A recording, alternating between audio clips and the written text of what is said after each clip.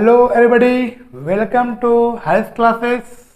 आज हम लोग डिस्कस करेंगे एक नए चैप्टर का, क्लास 6 सिविक्स चैप्टर 4। अभी तक हम लोगों ने सभी को टच किया, हिस्ट्री को भी, ज्योग्राफी को भी, और हम स्टार्ट करेंगे अब सिविक्स का चैप्टर 4। चैप्टर का नाम क्या है? की element of a democratic government. क्या क्या की एलिमेंट्स होता है जो जरूरी है किसके लिए? डेमोक्रेटिक गवर्नमेंट के लिए, वो जानेंगे। तो इस क्लास का हम पढ़ेंगे आज हम पार्ट 1।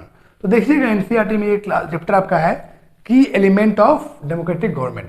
तो इस चैप्टर शुरू होते हैं तो इस चैप्टर शुरुआत होता है एक स्टोरी से, कहानी से। ये कहानी क्या वो समझना पड़ेगा आपको। देखिए एनसीईआरटी इसलिए एक स्टोरी से शुरू होता है ताकि इस चैप्टर का पूरा समरी समझ जाइए, इस चैप्टर का पूरा एग्जिस्ट समझ जाइए कि क्या ये चैप्टर क्या बोलना चाह रहा है और ये चैप्टर आखिर किस थीम पर है और इस चैप्टर पर पीछे इसका एम और पर्पस क्या है। इसलिए इसमें क्या होता है, स्टोरी पता चलता है। इसमें एक स्टोरी पढ़िएगा, आप बुक में दिया हुआ है। माया नायडू की लड़की है। समझिए कहानी क्या बोल रहा है। ये कहाँ की बात कर रहे हैं? साउथ अफ्रीका एक कंट्री है, वहां पर एक स्टोरी है, एक लड़की का नाम है माया नायडू। वो सुबह सुबह वो घर की साफ सफाई कर रही थी, तो अचानक साफ करते करते इसका एक नजर पड़ती है पेपर पर, न्यूज़पेपर पर, और वो देखती है कि हेडलाइन में कि एक बच्चे को गोली मार दिया गया था। इस बच्चे का नाम था हेक्टर पीटरसन। क्या था? Hector Peterson. तो माया नायडू बहुत चौंकी कि ऐसा क्यों हुआ, बच्चे क्यों गोली मारी। तो इसकी माँ ने बताए माया नायडू के कि बाबू, साउथ अफ्रीका के इस समय चलता था अपार्टहाइड, मतलब नस्ल भेद, मतलब कि ब्लैक और व्हाइट पीपुल में किस तरह से डिफ्रेंशिएट हुआ करते थे। ब्लैक पीपुल के लिए अलग स्कूल, व्हाइट पीपुल के लिए अलग स्कूल। ब्लैक पीपुल जो थे इसके लिए एक अच्छे लैंड दिया देते थे, मतलब जिसमें अच्छे से एग्रीकल्चर हो सके। अब ब्लैक पीपुल के लिए अच्छे लैंड नहीं दिया करते थे। व्हाइट पीपुल को वोटिंग राइट था, ब्लैक पीपुल को वोटिंग राइट नहीं था। इसी में एक स्कूल हुआ करता था, ब्लैक पीपुल और व्हाइट पीपुल के लिए अलग अलग। लेकिन ब्लैक पीपुल का लैंग्वेज बोला जाता था जुलू लैंग्वेज। कौन सा लैंग्वेज? ब्लैक लोग बोलते थे कौन सा लैंग्वेज? तो याद रखिएगा, जुलू लैंग्वेज। क्या बोलते थे? जुलू लैंग्वेज। और व्हाइट लोग बोलते थे अफ्रीकन्स। क्या बोलते थे? अफ्रीकन्स लैंग्वेज था व्हाइट लोगों का। तो जो हेक्टर पीटरसन थे वह एक्चुअली में ब्लैक से बिलोंग करते थे, तो ये जुलू बोलते थे। लेकिन इस पर दबाव डाला गया था कि जितने भी ब्लैक लोग हैं वो भी आपसे क्या बोलेंगे? African language. क्यों इसके आजादी छीन रहे हैं? यही बात जितने ब्लैक लोग हो सबको लगा, और वहीं पर क्या किए, सारे लोग हेक्टर पीटरसन का साथ दिए और वो कॉलेज के बाहर धरना दिए, रैली निकाले। और वहीं पर गवर्नमेंट जो थे, व्हाइट पीपल के जो गवर्नमेंट थे, वहां पर लोगों को क्या किए, जब पुलिस आए तो वहां पर क्या हो गया, गोलियां बरसाई गई। और इसी गोलियां में एक गोली किसको लग गया? हेक्टर पीटरसन को, और वहीं पर वो डेथ कर गई। और ये एक रियल घटना है। हेक्टर पीटरसन को जो गोली लगा था वो 1976 को लगा था। This is the real story. और इसी दिन से जब गोली लगा तो वहीं पर एक नेता, क्या नाम था इसका? Nelson Mandela. जिस तरह से हमारे लिए महात्मा गांधी इंपॉर्टेंस है, इसी तरह से साउथ अफ्रीका के लिए फादर ऑफ नेशन कौन हुए? Nelson Mandela. और इसने बहुत सारे स्ट्रगल किए और फाइनली साउथ अफ्रीका को 1994 को south Africa become a democratic country. तो ये बहुत हाल का बात है कि 1994 में साउथ अफ्रीका क्या बना? डेमोक्रेटिक बना।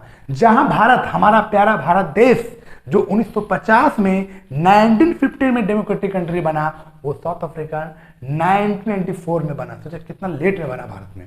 मतलब ये कहानी ये बता रहा है कि आखिर क्या क्या फीचर्स है जो एक कंट्री को डेमोक्रेटिक गवर्नमेंट बनाता है। वही साउथ अफ्रीका देखिए कितना स्ट्रगल किया, अपार्टहाइड के अकॉर्डिंग ब्लैक पीपुल और व्हाइट पीपुल में कितना डिस्क्रिमिनेशन हुआ, और इसी में एक बच्चे की जान भी गई, हेक्टर पीटरसन का, जो एक रियल स्टोरी था।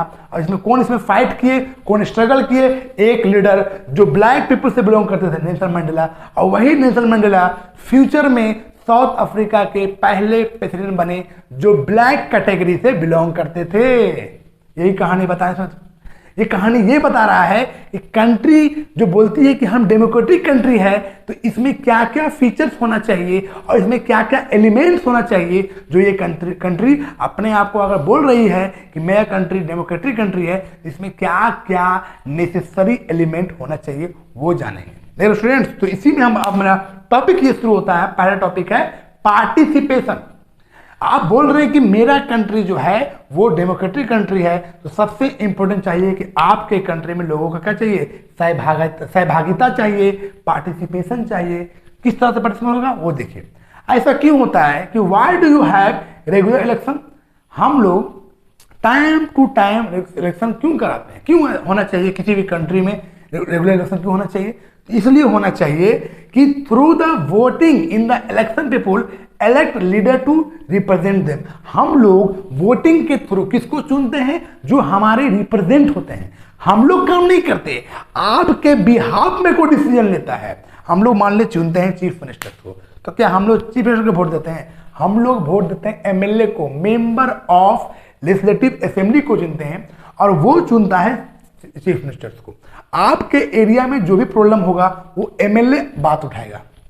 इसी तरह से अभी जो हमारे देश का प्राइम मिनिस्टर कौन है, मोदी, तो क्या हम लोग मोदी को गवर्नमेंट दिया, मोदी गवर्नमेंट को वोट दिए? नहीं। आपके एरिया का जो एमपी होगा, मेंबर ऑफ पार्लियामेंट, आपने इसको वोट दिया, और वो मेंबर ऑफ पार्लियामेंट आपके एरिया के प्रॉब्लम्स को कहां उठाता है, लोकसभा में, कि हमारे एरिया में रोड नहीं है, हमारे एरिया में ब्रिज नहीं है, हमारे एरिया में पार्क नहीं है, हमारे एरिया में अच्छे एजुकेशन फैसिलिटी नहीं है, हमारे एरिया में अच्छे हेल्थ फैसिलिटी नहीं है, हॉस्पिटल नहीं है, तो कौन उठाएगा बात, मेंबर ऑफ पार्लियामेंट। तो आप जिसको चुन रहे हैं वो आपको रिप्रेजेंट करता है, क्या करता है, रिप्रेजेंटेटिव। हम किसको चुने, हम अपने रिप्रेजेंट को चुने, जो आपके बिहाफ में representative take decision behalf of people, जो हमारे बिहाफ में डिसीजन लेता है। मतलब आपके एरिया में जो भी प्रॉब्लम है आप खुद नहीं जाके बोलिएगा, आप इसको बोलिएगा जिसको आपने चुना, वही होता है रिप्रेजेंटेटिव। देख रहे हैं, इलेक्शन के थ्रू आप अपने पार्टिसिपेशन को बताते हैं और दिखाते हैं। जब में लोगों में सहभागिता होती है, जब लोग वोट देते हैं एक साथ, तो समझिए लोगों में क्या आया, पार्टिसिपेशन आया। इसीलिए टाइम टू टाइम वोटिंग होता है।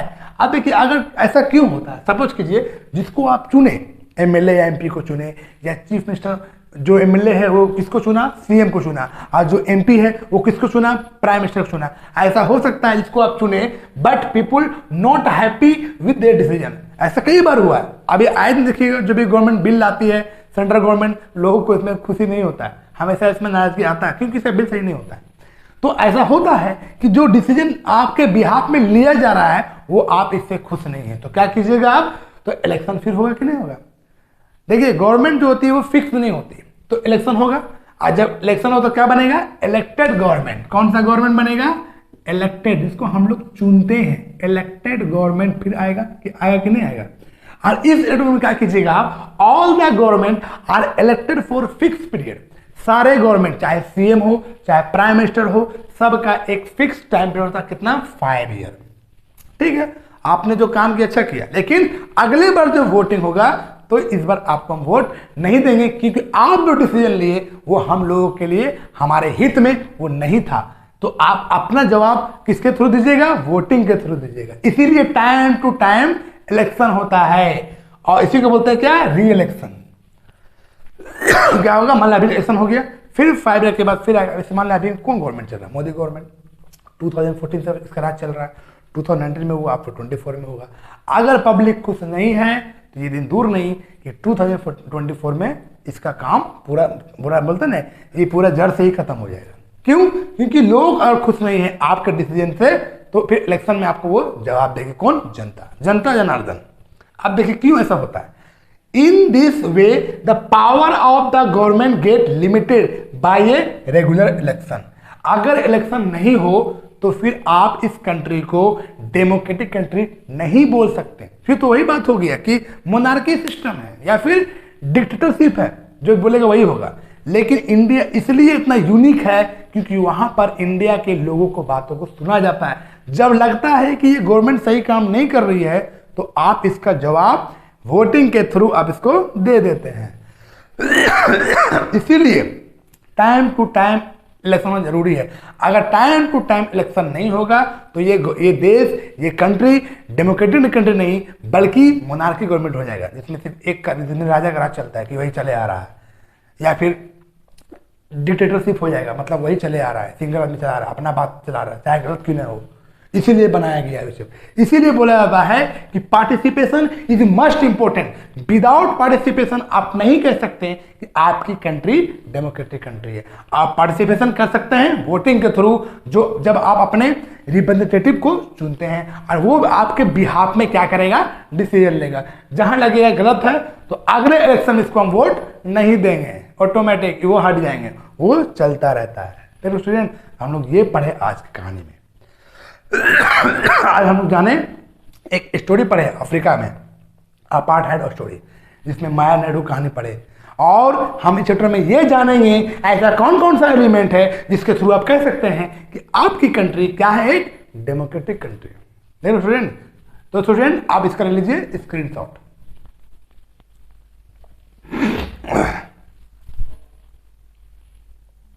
देखो स्टूडेंट्स, हम लोग का जो चैप्टर है की एलिमेंट्स ऑफ डेमोक्रेटिक गवर्नमेंट, क्या क्या एलिमेंट हम पढ़े। आज हम पढ़े पहला एलिमेंट पढ़े, क्या पढ़े, पार्टिसिपेशन। कैसे कर सकते हैं पार्टिसिपेशन, इलेक्शन के थ्रू, ये हम लोग जाना। अब हम लोग जानेंगे नेक्स्ट क्लासेस में, हम लोग जानेंगे क्लास पार्ट 2 में कि कुछ और अदर पार्टिसिपेशन भी होता है। ये तो हम सिंपल पढ़े पार्टिसिपेशन वोटिंग के थ्रू, कुछ और भी पार्टिसिपेशन है जिसके थ्रू आप क्या कर सकते हैं, इस कंट्री में अपनी सहभागिता का स्थापित कर सकते हैं, अपनी सहभागिता बता सकते हैं कि हम आपके साथ खड़े हैं। जब लगती है गवर्नमेंट गलत करती है तो आप इसके साथ खड़े हो सकते हैं। यही बात मत देख रहे हैं हम लोग।